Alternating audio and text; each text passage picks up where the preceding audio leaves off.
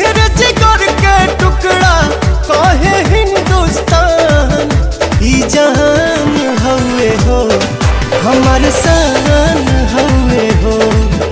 ई जान हवे हो हमार शान हवे हो। स्वर्ग बनौले अपना हाथे धरती पर भगवान। ई जहान हवे हो हमार शान हवे हो। ई जान हवे हो हमार शान हवे हो।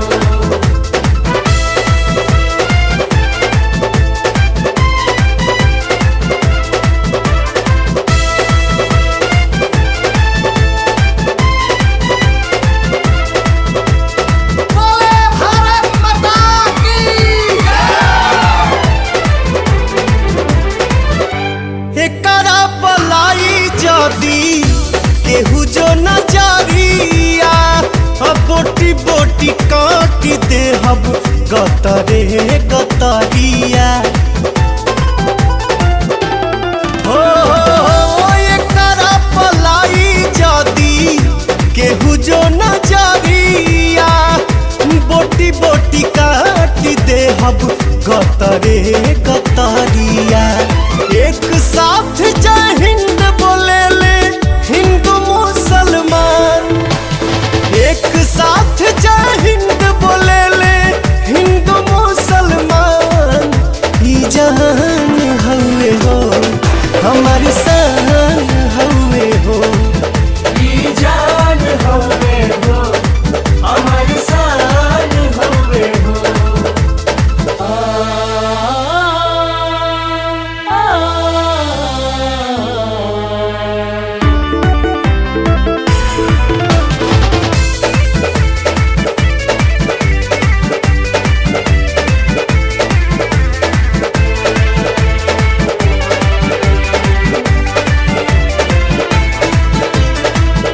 दूध जदी मांगा बेटा खीर दे हब साथे।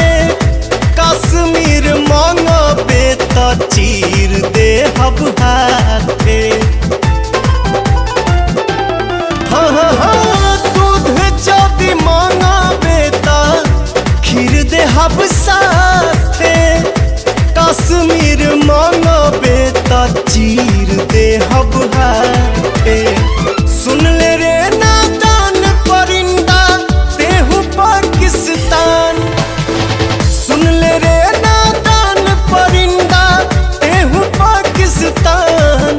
ई जहान हवे हो हमार शान हवे हो। ई जान हवे हो हमार शान हवे हो।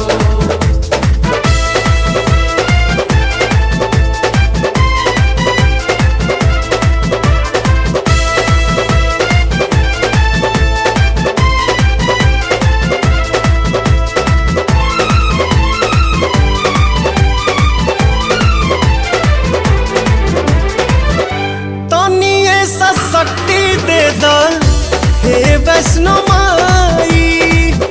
पर कश्मीर में तिरंगा लहराई। तनिए सा शक्ति दे दा हे वैष्णो माई। पर कश्मीर